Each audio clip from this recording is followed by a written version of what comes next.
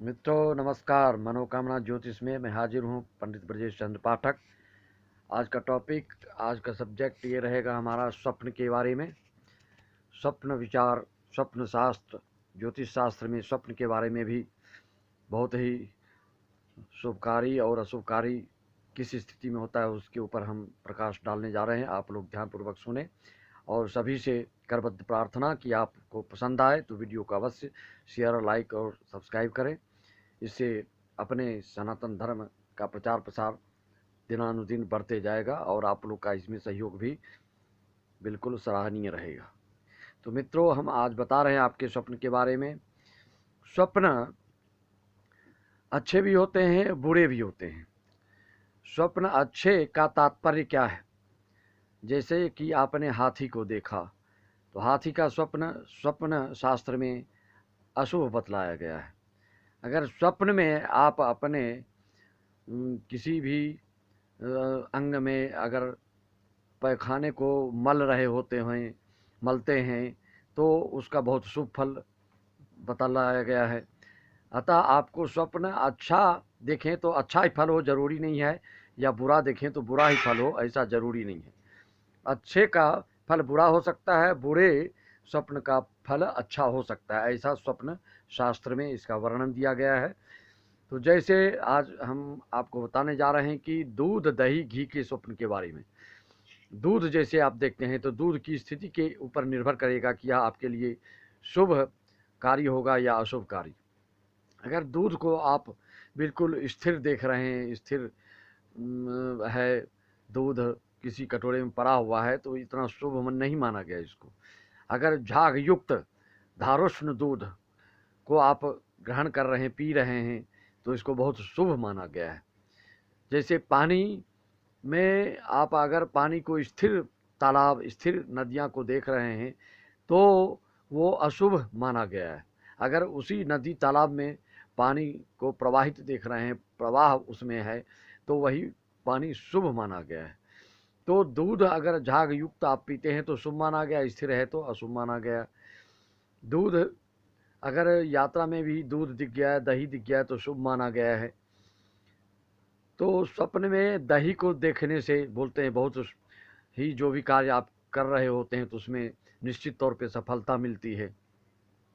अगर स्वप्न में आप घी देख रहे हैं, देखते हैं, तो भी यश कीर्ति की वृद्धि और अचानक धन लाभ की संभावना बनती है।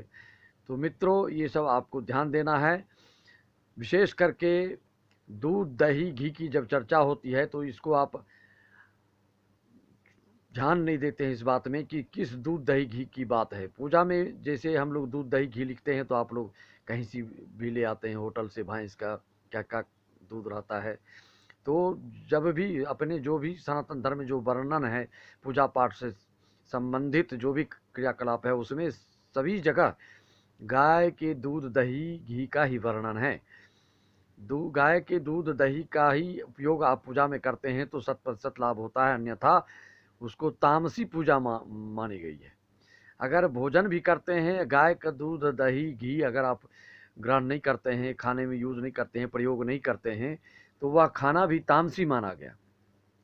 गाय, आपको पहले ही बताया मैंने कि गाय वह गाय हॉर्सलिंग, फ्रांसीसी, जर्सी आदि नहीं हो, अपनी भारतीय गाय जिसके पीठ पर कुबर दिखता है आपको उभरा हुआ, वही देसी गाय है, भारतीय गाय है। चाहे भारत के किसी भी कोने की गाय हो, हरियाणा की हो, गुजरात की हो, गिरनार गाय हो, साहिवाल गाय हो, देसी गाय हो, कुंवर वाली गाय हो, स्वदेशी गाय हो, उसी को हम गाय मानते हैं।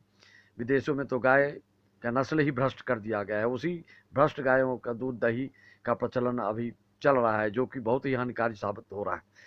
हार्ट अटैक, आँखों की ज्योति कम होना, स्मरण शक्ति कम होना, बात की बीमारी बढ़ना आदि आदि बीमारियों का घर है, जो मिश्रित करके जो भी गाय की उत्पत्ति वैज्ञानिकों ने उत्पन्न किया है, वो सब बेकार है। अपने स्वदेशी गाय की बात हम कर रहे हैं, उस गाय का ही दूध, दही, घी, करोड़ों टन अगर विदेशी गायों का दूध आप उसमें दही बना के, मथ के, मक्खन की निकाल के, जो तत्व अपने देसी गाय के 100 ग्राम दूध में जो मिलता है वो करोड़ों टन के मथने से भी वो चीज़ उसमें मिलती ही नहीं है। वो गुणधर्म उस दूध दही घी में है ही नहीं। इसलिए हमारा प्रयास है आप लोगों को किसी भी प्रकार की पूजा ग्रहण अगर खान पान में भी करते हैं तो देसी गाय का ही दूध दही घी, ये संभव कैसे हो सकता है? आप लोग बोलते हैं ये तो मिलता ही नहीं है। मिलता नहीं है जब तक हमारे सनातन धर्मी, विशेष करके ब्राह्मण क्षत्रियों को ये संकल्प ले लेना चाहिए कि एक गाय जरूर रखें। जानते हैं आप कि गाय को सिर्फ चारा खिलाने से, अगर नहीं पालते हैं तो बाहर में भी घूमती गाय को अगर बुधवार को चारा खिलाते हैं तो बुधकृत दोष शमन हो जाता है। गुरुवार को चना खिलाते हैं तो गुरु दोष का परिहार हो जाता है, गुरु दोष फिर नहीं रहता है। अगर घर में जो गाय पालता है तो उसके यहाँ वास्तु दोष नहीं होता है। अगर आपको गाय को मंगलवार को गुड़ खिलाते हैं तो आपके मंगल का दोष जाता रहता है। सोमवार को सफ़ेद चावल आटा वगैरह गाय को खिलाते हैं तो सोम दोष चंद्र दोष खत्म हो जाता है, समाप्त हो जाता है। शुक्रवार को भी आटा उटा खिलाने से सफ़ेद गाय को बहुत ही शुभ होता है और शुक्र का दोष समाप्त हो जाता है। राहु दोष के लिए भी आप गाय की सेवा करें, केतु दोष के लिए भी गाय की सेवा करें, आपके सारे दोष खत्म हो जाएंगे। गाय के लिए बताया गया है कि गाय के गले में नवग्रह का वास है। गाय को जब आप सहलाते हैं गले को तो देखते हैं वो सिर उठा के ऊंचा करती है कि आपके नवग्रह दोष का वो समन करता है और आपको वो कहती है कि हमारे गला को सहलाओ। सहलाने से नवग्रह दोष की शांति हो जाती है। अतः गाय के पुण्य का तो वर्णन किया नहीं जा सकता है, अनंत फल है उसका। जो घर में जिस घर में गाय रहती है उस घर में तो वास्तु दोष की संभावना बिल्कुल चली जाती है, कोई दोष नहीं लगता है।